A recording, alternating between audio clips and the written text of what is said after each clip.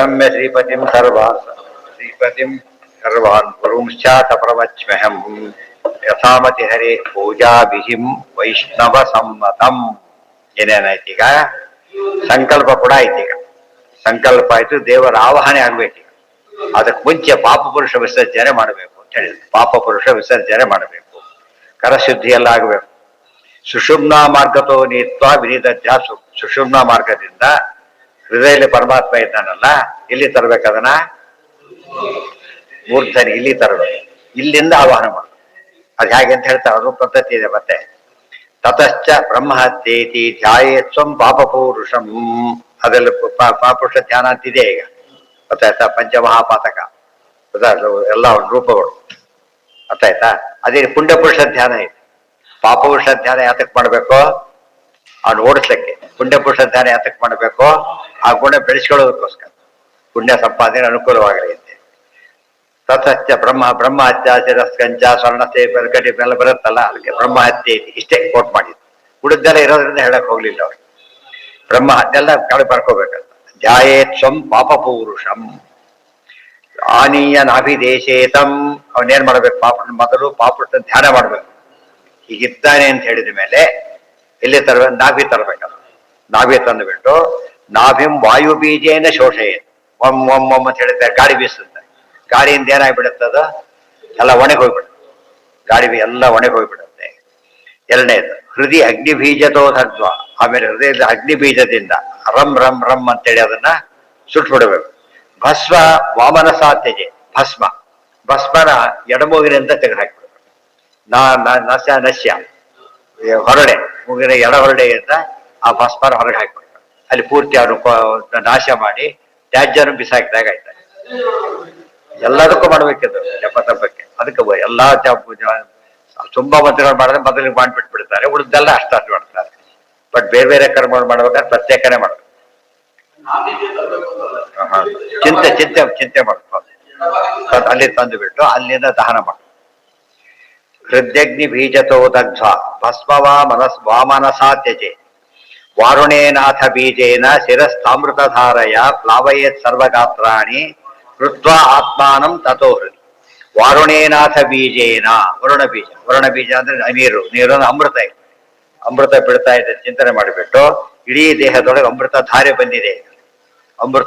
ಬಂದಿದೆ ಅಂತ ಚಿಂತನೆ ಮಾಡಬೇಕು.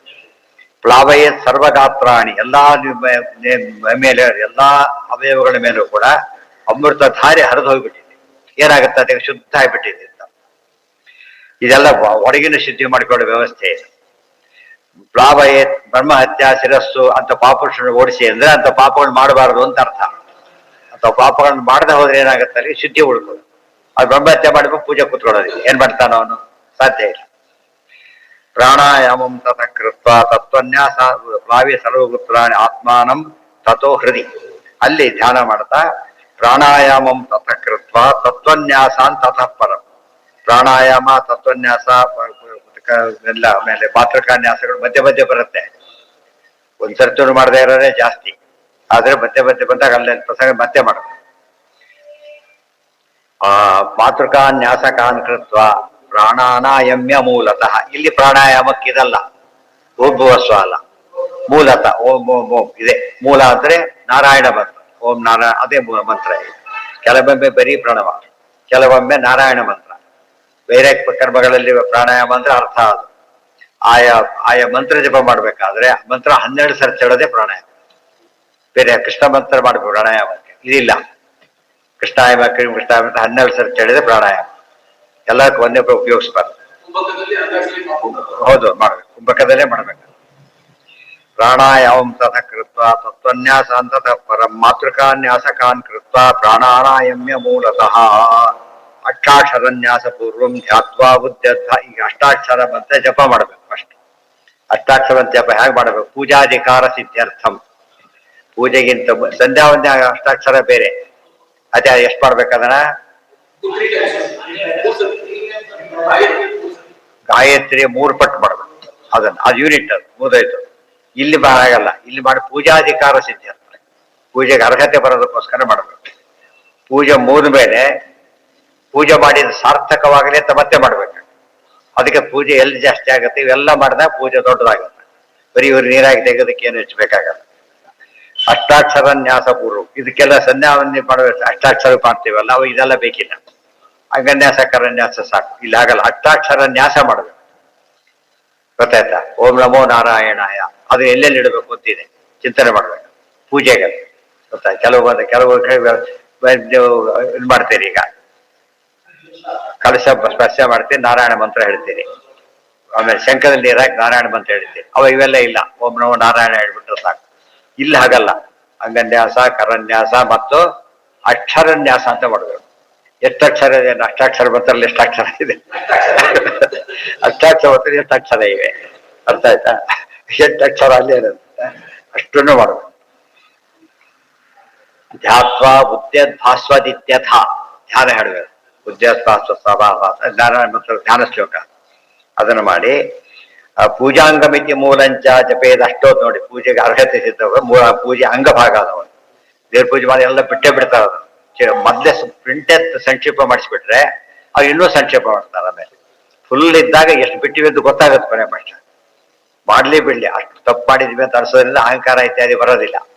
ಇವ್ರು ಮಾಡಿದ್ದೇ ನೀರು ತೆಗೆದುಹಾಕದೆ ಪೂಜೆ ಅಂತ ಆದ್ರೆ ಭಾರಿ ಪೂಜೆ ಮಾಡ್ತೀವಿ ಅಂತ ಹೇಳ್ಕೊಂಡಾಗ. ಪುನಶ್ಚಾಕ್ಷರ ವಿನ್ಯಾಸಂ ಕೃತ್ವ ಅಷ್ಟೋತ್ತರ ಜಪ ಮಾಡಿದ್ರೆ ಮತ್ತೆ ಅಕ್ಷರ ಮಾಡಬೇಕಿಲ್ಲ.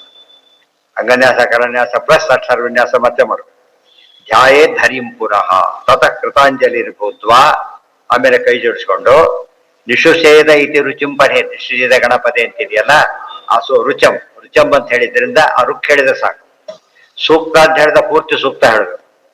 ರುಕ್ ಅಂತ ಹೇಳಿದಾಗ ಮಾತ್ರ ಹೇಳಿದ್ರೆ ಸಾಕು. ನೈವೇದ್ಯ ಕಾಲಕ್ಕೆ ನಾವು ಗಾಯತ್ರಿ ಮಂತ್ರ ಹೇಳ್ತೀವಿ. ಅವಾಗ ಏನ್ ಬೇಕಿಲ್ಲ, ಜಪ ಮಾಡಿ ಅದೆಲ್ಲ ಬೇಕಿಲ್ಲ. ಅದು ಬರೀ ಗಾಯತ್ರಿ ಮಂತ್ರ ಹೇಳ್ಬಿಟ್ರೆ ಸಾಕು. ಈಗ ಈ ಮಂತ್ರ ಹೇಳ್ಬೇಕು ಈ ಸ್ಟೇಜಲ್ಲಿ. ಗೊತ್ತಾಯ್ತಾ? ಈ ಸ್ಟೇಜಲ್ಲಿ ಹೇಳೋ ಮಂತ್ರ ಬೇರೆ. ನಿನ್ನೆ ಒಂದು ಮಂತ್ರ ಹೇಳಿದ್ದಾರೆ, ಅನಂತ ಕಲ್ಯಾಣ ಗುಣೈಕ ಸಿಂಧು ಶ್ರೀ ವಿಷ್ಣುರ ಪ್ರೇರಿತ ಮಾನದಿಂದ ಹೇಳಿದ್ದಾರೆ. ಇವತ್ತು ಈಗ ಮತ್ತೆ ದೇವರ ಸ್ತೋತ್ರ ಮಾಡಬೇಕು. ಆರಾಧ್ಯತೆ ಪ್ರಾಣ ಪ್ರತಾಂ ಪ್ರಣೇತ್ರ ಪ್ರಾಣಾಧಿನಾಥೇನ ಸಮೀರಣೇನ ನಾರಾಯಣ ಜ್ಞಾನ ಸುಖೈಕ ಪೂರ್ಣ ಸ್ವಾಮಿನ್ ಮಮ ಶ್ರೀ ರಮಣ ಪ್ರಸೀದ. ಇದು ಒಳ್ಳೆ ವಿಶೇಷವಾದ ಮಂತ್ರ ಇದು. ಆರಾಧ್ಯಸೆ ಪ್ರಾಣಭೃತಾಂ ಪ್ರಣೇತ್ರ ಪ್ರಾಣಾಧಿನಾಥೇನ ಸಮೀರಣೇನ ನಾರಾಯಣ ಜ್ಞಾನ ಸುಖೈಕ ಪೂರ್ಣ ಸ್ವಾಮಿನ್ ಮಮ ಶ್ರೀರಮಣ ಪ್ರಸೀದ. ಪರಮಾತ್ಮ ಪ್ರಸನ್ನನಾಗುವಂತ ಪ್ರಾರ್ಥನೆ ಮಾಡಬೇಕು. ಏನಿದು? ಪ್ರಾಣಭೃತಾಂ ಪ್ರಣೇತ್ರ ಸಮೀರಣೇನ ಆರಾಧ್ಯಸೆ. ಮುಖ್ಯ ಪೂಜೆ ಮಾಡೋದು ಯಾರು? ನಿಂತ್ಕೊಂಡು ಮಾಡಿಸ್ತಾ ಇದ್ದಾರೆ, ನಾಕೆ ಬರೋದಿಲ್ಲ. ಅದಕ್ಕೇನೆ ಯಾರ ಕೈಯಲ್ಲಿ ಮಾಡಿಸ್ತಾರೋ ಅವ್ರ ಮೂಲಕ ಅರ್ಪಣೆ ಮಾಡೋದು. ಆರಾಧ್ಯಸೆ ಪ್ರಾಣಭೃತಾಂ. ಇವತ್ತು ನೀವು ಕೆಲಸ ಮಾಡಿಸ್ತಿರ್ತೀರಿ, ಏನೋ ಹೇಳಿದ್ರೆ ಮಾಡಲ್ಲ ಅವ್ರು. ಮೇಸ್ತ್ರಿ ಹೇಳಿದ್ರೆ ಮಾಡೋದು. ಇವ್ರು ಹೇಳಿದ್ರೆ ಮಾಡೋದಿಲ್ಲ. ಅವ್ರು ಹೇಳ್ರಿ ಮಾಡ್ತೀರಿ.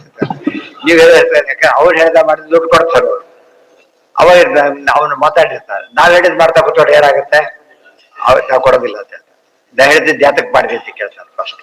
ಅದಕ್ಕೇನೆ ಪ್ರಾಣದೇವರು ಎಲ್ಲ ಮಾಡಿಸೋದ್ರಿಂದ ಅವ್ರ ಮೂಲಕನೇ ಅರ್ಪಣೆ ಮಾಡ್ತಾರೆ. ಅದು ಬೇರೆ, ಅವ್ರ ಚಿಂತನೆ ಮಾಡ್ತಾರೆ. ನಾವು ಮನಸ್ಸಲ್ಲಿ ನಮಗೂ ಅದು ಇರ್ಲೇಬೇಕು. ಅಲ್ಲ ಹೇಳಿದ್ನಲ್ಲ, ನಾವು ಪ್ರಾಣದೇವರು ಮಾಡ್ತೀವಿ, ಪ್ರಾಣದೇವರು ಹಾಕಿ ಚಿಂತನೆ ಮಾಡ್ತಾರೆ. ಲಕ್ಷ್ಮೀ ದೇವಿ ಮಾಡ್ತಾರೆ, ಅವ್ರು ಚಿಂತನೆ ಮಾಡ್ತಾರೆ. ಗೊತ್ತಾಯ್ತಾ? ನಾವು ಅವ್ರು ಮಾಡ್ತಾರೆ ಚಿಂತನೆ ಮಾಡೋದು ನಾವು ಮಾಡ್ಬೇಕು. ಅವ್ರು ಡೈರೆಕ್ಟ್ ಮಾಡ್ತಾರೆ, ಇವ್ರು ನಾವು ಅವ್ರ ಮೂಲಕ ಮಾಡ್ಬೇಕು. ಇದು ಆಗೋದಿಲ್ಲ. ನೀವು ಪೂಜೆ ಕೂತಿರ್ತಾರೆ ಸ್ವಾಮಿಗಳು, ನೀವು ಹಣ್ಣೆಲ್ಲ ನೈವೇದ್ಯಕ್ಕೆ ಇಡ್ತೀರಿ, ಅವ್ರ ಕೈಲಿ ಕೊಡ್ತೀರಾ? ಎಲ್ಲಿರ್ತೀರಿ? ಅವ್ನು ಬಂದು 2 ಬರಸ ನೀರು ಹಾಕಿ ತಗೊಂಡು ಕೈಲಿ ಕೊಡ್ತಾರೆ. ಹೌದಲ್ಲ? ನಾವೆಲ್ಲಿ ಬಿಟ್ಟು ಹತ್ರ ಇಟ್ಬಿಟ್ರೆ ಎಷ್ಟು ಆಭಾಸ ಆಗೋದಿಲ್ಲ? ಅಯ್ಯೋ, ಭಯಂಕರ ಇದಾಗುತ್ತೆ. ಎಲ್ಲ ಬಡಿ ಎಲ್ಲ ಹಾಳಾಗಿ ಹೋಗ್ಬಿಡುತ್ತೆ. ಅದು ಕೊಟ್ಟೆ ಬರ್ಬೇಕಾದ್ರೆ ಹೇಳ್ತಾರೆ ಅವ್ರು ಕೆಟ್ಟೆ ಅವ್ರು ಕೊಟ್ಟ ಅಂತ ಹೇಳೋದಿಲ್ಲ. ಸ್ವಾಮಿಗೆ ಅರ್ಪಿಸಿದ್ರು, ಕೊಟ್ಬಿಟ್ಟಿದ್ರು, ಅಷ್ಟೇ ಹೇಳಿದ್ರು. ರಿಸಲ್ಟ್ ಅಷ್ಟೇನೆ. ಬಟ್ ಪ್ರೊಸೀಜರ್ ಮಾತ್ರ ಹಾಗಲ್ಲ. ಆ ರೀತಿ ಮಾಡಬೇಕು. ಆರಾಧ್ಯತೆ ಪ್ರಾಣಭೃತಾಂ ಪ್ರಣೇತ್ರ ಪ್ರಾಣಾಧಿನಾಥೇನ ಪ್ರಾಣನಾಥ ಅನ್ಲಿಲ್ಲ, ಪ್ರಾಣ ಅನ್ಲಿಲ್ಲ, ಪ್ರಾಣ ಅಧಿನಾಥ ಅಂತ ಕರೀತಾರೆ. ಪ್ರಾಣಗಳು 2 ಅಧಿನಾಥ ತಗೋಬೇಕೀಗ. ಪ್ರಾಣ ಅಪಾನ ವ್ಯಾನ ಉದಾನ ಸಮಾನ, ಅದಕ್ಕೆ ಅಧಿನಾಥ. ಇನ್ನೂ 5 ತಗೊಂಡ್ರೆ 10 ಪ್ರಾಣಗಳಾಗ. ಅದು ಇನ್ನೊಂದು ಪ್ರಾಣ ಅಂದ್ರೆ ಇಂದ್ರಿಯಗಳೆಲ್ಲ ಪ್ರಾಣ ಅಂತ ಕರೀತಾನೆ. ಸರ್ವೇಂದ್ರಿಯ ಪ್ರೇರಕೇಣ ಬರುತ್ತಲ್ಲ ಹಾಗೆ. ಸೊ 2 ಪ್ರಾಣಗಳಿದೆ. ಇನ್ನು ಮುಖ್ಯ ಪ್ರಾಣ ಅವರು, ಅದಕ್ಕೆ ಮುಖ್ಯ ಪ್ರಾಣ ಪದ ಉಪಯೋಗಿಸೋದು ಎಲ್ಲದನ್ನ ನೆನ್ಬಿಟ್ಟು ಅಲ್ಲಿಗೆ ಹೋಗ್ಬೇಕು. ಮುಖ್ಯ ಪ್ರಾಣ ಅಂತಷ್ಟೇ ಯಾವ್ದು ಜ್ಞಾಪಕ ಬರ್ಬೇಕೀಗ? ವಾಯುದೇವರು ಬರ್ಬೇಕು, ಜ್ಞಾಪಕ ಬರ್ಬೇಕು. ಬರೀ ಪ್ರಾಣ ಅಂದ್ರೆ ಏನ್ ಬೇಕು, ಇಷ್ಟರಲ್ಲಿ ಏನ್ ಬೇಕಾದ್ರೂ ಆಗ್ಬೋದು. ಪ್ರಾಣದ ನಾಥ ಅನ್ಲಿಲ್ಲ, ಪ್ರಾಣ ಅಧಿನಾಥ ಅಂತ ಕರ. ಅಧಿನಾಥನ ಚೀಫ್ ಅಂತ, ಅಧಿನಾಥ ಅಂದ್ರೆ ಚೀಫ್ ಅಂತ. ಪ್ರಾಣ ಪ್ರಣೇತ್ರ ಇದ್ದ ವಾಯುದೇವರಿದ್ದಾರಲ್ಲ, ಪ್ರಾಣಭೃತಾಂ ಪ್ರಣೇತ್ರ, ಪ್ರಾಣ ಇರೋ ಎಲ್ಲರಿಗೂ ಸ್ವಾಮಿ, ಪ್ರಾಣಗಳಿಗೂ ಸ್ವಾಮಿ ಅಂತ. ಸಮೀರಣ ಇದ್ದಾರಲ್ಲ, ಸಮೀರಣ ಏನ್ ವಿಶೇಷ ಗೊತ್ತಾ? ಬರೀ ಪ್ರಾಣ ಅನ್ನಬಾರದೆ, ಸಮೀರಣ ಅನ್ನೋ ಪದ ಉಪಯೋಗಿಸಿ. ಎಷ್ಟು ಚೆನ್ನಾಗಿರೋ ಪದ. ಸರಿಯಾಗಿ ಪ್ರೇರೇಪಣೆ ಮಾಡ್ತಾರೆ, ಯಾರ್ಯಾರಿಗೆ ಹಾಗೆ ಮಾಡಬೇಕು ಹಾಗೆ ಮಾಡ್ತಾರೆ. ಅರ್ಥ ಆಯ್ತಾ? ಅದು ವಾಯುದಲ್ಲಿ ಆಕ್ಷೇಪಣೆ ಹಾಕಾಗಿಲ್ಲ ನಾವೀಗ. ದೇವ್ರ ಮೇಲೆ ವೈಷಮ್ಯ ನಿರ್ಗಣನೆ ಹಾಕಬಾರದು ಅಂತ ಗೊತ್ತಾಗಿದೆ, ಹೌದಲ್ಲ? ವಾಯುದೇವ್ರ ಮೇಲೆ ಹಾಕಬಾರ್ದು, ಯಾಕಂದ್ರೆ ಅವ್ರು ಪ್ರೇರೇಪಣೆ ಮಾಡ್ತಾರೆ. ಏನರ್ಥ? ಸರಿ, ಸಮೀರಣ ಸರಿಯ ಪ್ರೇರೇಪಣೆ ಮಾಡ್ತಾರೆ ಹೊರತು ತಪ್ಪಾಗಿ ಮಾಡೋದಿಲ್ಲ. ಇಲ್ಲ ಅವ್ರ ಮೇಲೆ ದೋಷ ಬರುತ್ತೆ. ಮೇಷ್ಟ್ರು ತಪ್ಪಾಟ ಮಾಡಿಬಿಟ್ಟಿದ್ರೆ ಹುಡುಗ ಫೇಲಾರ್ ಯಾರು ಜವಾಬ್ದಾರರು? ಮೇಷ್ಟ್ರೇ ಜವಾಬ್ದಾರ. ಆ ದೃಷ್ಟಿಯಲ್ಲಿ ಇವತ್ತು ಅವರು ಸರಿಯಾಗಿ ಮಾಡ್ತಾರೆ, ಇವ್ರು ಮಾಡಿಲ್ಲ.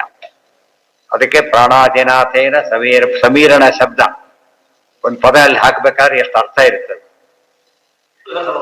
ಹೌದು, ಅದು ದೇವರ ಹೆಸರೇ. ಅದಕ್ಕೆ ದೇವರಿಗೂ ವೈಷಮ್ಯ ನಿರ್ಗಣ್ಯ ಇಲ್ಲ. ಯಾಕೆ? ಸಮ್ಯಕ್ ಕಿರಣ ಮಾಡೋದ್ರಿಂದ. ಆಚಾರ್ಯ ಹೇಳ್ತಾರೆ, ಏತಾನ್ಯನುಸೃತ್ಯ ಫಲಂ ದದಾನಿ ತ್ಯಶೈವ ಸಂಕಲ್ಪ ಇತಿ ಸ್ವತಂತ್ರದ. ಸ್ವಭಾವ, ಅನಾದಿ ಕರ್ಮ ಮತ್ತು ಪ್ರಯತ್ನ ನೋಡ್ಕೊಂಡು ಪ್ರೇರೇಪಣೆ ಮಾಡ್ತೀನಿ ಅಂತ ಹೇಳಿರೋದ್ರಿಂದ ಏನಾಗ್ಲಿಲ್ಲ, ಅದ ವೈಷಮ್ಯ ಬರದೆ. ತಾನು ತೋರಿಸ್ತಾ ಮಾಡಿಬಿಟ್ರೆ ವೈಷಮ್ಯ, ತಾನು ತೋರಿಸ್ತಾ ಮಾಡಿದ್ರೆ. ನಾವು ಇವತ್ತು ನೋಡಿ, ಸಾಮಾನ್ಯವಾಗಿ ಇಲ್ಲಿ ಟಿಕೆಟ್ ಇರ್ತಾರೆ, ಟಿಕೆಟ್ ತಗೊಂಡಿರ್ತಾನೆ, ಯಾವ ಕ್ಲಾಸ್ ತಗೊಂಡಿರ್ತಾನೆ ನೋಡಿ ಅಲ್ಲಿ ಕುಡಿಸ್ತಾನೆ ಕರ್ಕೊಂಡು. ಯಾಕಂದ್ರೆ ಟಿಕೆಟ್ ಬೇಕಾದ್ರೆ ಕುಡಿಸ್ಬೇಕು, ಯಾರು ಆಕ್ಷೇಪಣೆ ಮಾಡಾಗಿಲ್ಲ. ಅರ್ಥ ಆಯ್ತಾ?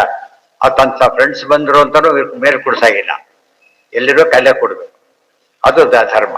ಸಮೀರಣೇನ ಸಮೀರಣೇನ ನಾರಾಯಣ ಜ್ಞಾನ ಸುಖೈಕ ಪೂರ್ಣ. ದೇವ್ರು ಎದುರಿಗಿದ್ದಾರೆ ಈಗ.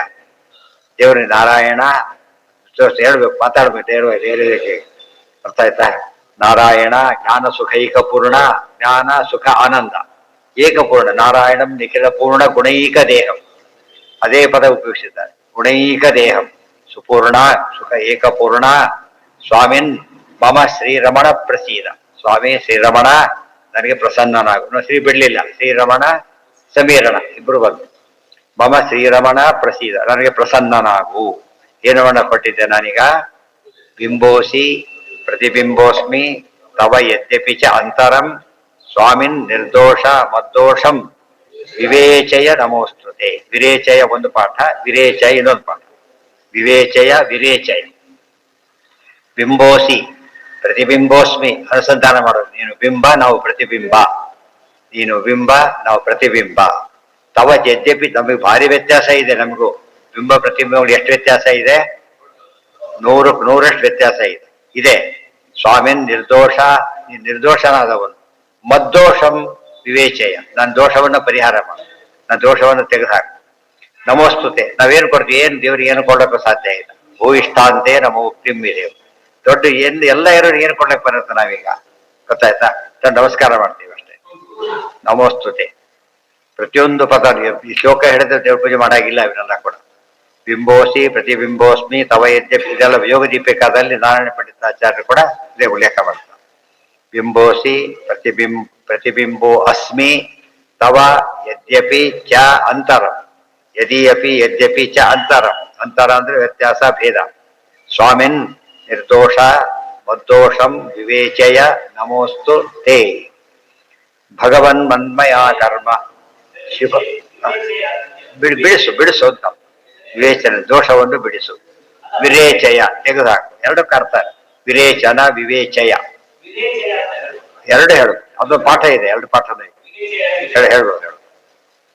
ಭಗವನ್ಯನ್ಮಯ ಕರ್ಮ ಶುಭಂ ಕಾರೈ ಪ್ರಭೋ ತತ್ಸರ್ವಂ ವಿಷ್ಣು ಪೂಜಾಸ್ತು ತವದೇವ ಪ್ರಸಾದತಃ. ಹೇ ದೇವ, ಭಗವನ್ ಯನ್ಮಯ ಕರ್ಮ ಶುಭಂ ಕಾರೈಸಿ ಪ್ರಭೋ. ಏನು ಒಳ್ಳೆ ಕೆಲಸಗಳನ್ನ ಮಾಡ್ತೀಯಲ್ಲ, ತತ್ಸರ್ವಂ ವಿಷ್ಣು ಪೂಜಾಸ್ತು, ಅದೆಲ್ಲ ನಿನ್ನ ಪೂಜೆಯಾಗಲಿ. ಹೇ ದೇವ, ತಮ್ಮ ಪ್ರಸಾದ ಅನುಗ್ರಹದಿಂದ ಮಾಡೋ ಒಳ್ಳೆ ಪ್ರೇರಣೆಗಳನ್ನೆಲ್ಲ ಶುಭ ಕರ್ಮಗಳು, ಅದು ಪ್ರೀತನ. ನೋಡಿ, ಅಶುಭನ ಹೇಳಲಿಲ್ಲ. ಸೊ ಶುಭ ಅಶುಭ ಎರಡನ್ನೂ ದೇವರಿಗೆ ಅರ್ಪಣೆ ಮಾಡಬೇಕು. ಅರ್ಪಣೆ ಮಾಡೋ ರೀತಿ ವ್ಯತ್ಯಾಸ ಇದೆ, ಗೊತ್ತಾಯ್ತಾ? ಒಂದೇ ರೀತಿ ಮಾಡಬಾರ್ದು. ಏನೋ ಮಾಡ್ದ ಏಕಾಶಿ ಊಟ ಮಾಡ್ದ ಕೃಷ್ಣಾರ್ಪಣ ಹಾಗೆಲ್ಲ ಹೇಳ್ಬಾರ್ದು, ದೊಡ್ಡ ದೋಷ. ಗೊತ್ತಾಯ್ತಾ? ಇವಾಗ ಟ್ಯಾಕ್ಸ್ ಅನ್ನು ಕೂಡ ನೀವು ಬರೋಬ್ಬರ ಅರ್ಪಣೆ ಮಾಡ್ಬೇಕು. ಟ್ಯಾಕ್ಸ್ ಕೊಡ್ಬೇಕಾದ್ರೆ ಏನಾಗಿರ್ಬೇಕದು?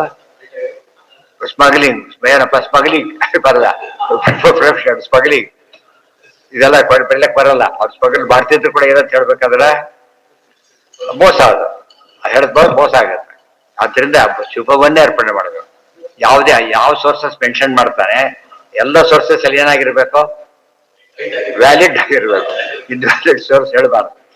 ಇದು ಕೂಡ ಹಾಗೆ, ಇನ್ವ್ಯಾಲಿಡ್ ಅಂದಾಗ ನಮಗೆ ಗೊತ್ತಿಲ್ಲ ಸೇರ್ಕೊಂಡಿದ್ರೆ ಕ್ಷಮಿಸ್ಬೇಕು ಅಂತ ಹೇಳ್ಬೇಕು, ಹೊರತು ಏನ್ ಮಾಡಬಾರ್ದು ಹೇಳ್ಬಾರ್ದು. ಇವೆಲ್ಲ ಕೆಲವೆಲ್ಲ ದ್ವಂದ್ವ ಕರ್ಮ ಸಮರ್ಪಣೆ ಅಂತ ಹೇಳಿ ದಾಸರು ಫಟ್ಲಾಸಾಗಿ ಹೇಳಿದ್ದಾರೆ. ಅರ್ಥ ಮಾಡಿ ಏನೋ ಮಾಡಿಬಿಟ್ಟು ಸರಿಯಾಗಿ ಹೇಳಿದ್ರೆ ಒಪ್ಪೋದಿಲ್ಲ ಅವರು. ಇಲ್ಲ ಹೀಗೆ ಹೇಳ್ಬೇಕು ಗೊತ್ತಾನೆ ಇಲ್ಲ. ಇಲ್ಲಿ ಸ್ಪಷ್ಟ ಉತ್ತರಗಳಿದೆ. ಶುಭಂ ಕಾರಯಿಸಿ ಪ್ರಭು,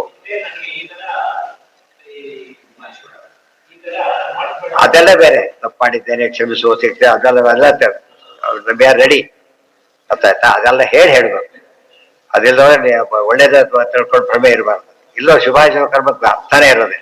ಎಲ್ಲ ಅರ್ಪಣೆ ಮಾಡೋದಾರ ಸುಮ್ಮನೆ ಕಾಯೇನ ವಾಚ ಮನಸ್ಸೇಂದ್ರೆ ಹೇಳ್ಬೇಕಾದ್ರು ಹಾಗೇನೆ. ಶುಭ ಎಲ್ಲ ಸೇರಿಸ್ಕೋಬೇಕಾರೆ. ಗೊತ್ತಾಯ್ತಾ? ಅಶುಭಕ್ಕೆ ಅನುಸಂಧಾನ ಕ್ರಮ ಬೇರೆ. ಸರ್ವಸಮರ್ಪಣ ಗದ್ದೆ ಇದೆಯಲ್ಲ, ಸತ್ಕರ್ಮ ಸಮರ್ಪಣೆ ರೀತಿ ಬೇರೆ, ದುಷ್ಕರ್ಮ ಸಮರ್ಪಣೆ ರೀತಿ ಬೇರೆ. ಎಲ್ಲರೂ ಒಂದೇ ರೀತಿ ಮಾಡಿದ್ರೆ ತಪ್ಪಾಗುತ್ತೆ. ಅದು ಪ್ರಸಂಗ ಅಲ್ಲ, ಆದ್ದರಿಂದ ಮುಂದೆ ಬಂದ ನೋಡೋಣ. ಹಾ ಹಾ ಯಾವ್ದ್ರಲ್ಲಿ ಶುಭ ಮಾತ್ರ ಬರುತ್ತಷ್ಟೇ, ಅಶುಭ ಸೇರಿಸಬಾರದು. ಅಶುಭ ಬೇರೆ ಹೇಳ್ಬೇಕಂತ, ಅನುಸಂಧಾನ ಬೇರೆ ಇರ್ಬೇಕಂತ, ಇದೆಲ್ಲ ಹೇಳಬಾರದು. ಸಂಪ್ರಾರ್ಥೈವಂ ಸ್ವಬಿಂಬಸ್ಥಂ ಮುದ್ರಯ ಪ್ರಾರ್ಥನಾಖ್ಯಯ. ಇಲ್ಲಿಗೆ ಪ್ರಾರ್ಥನೆ ಮುಗಿತು.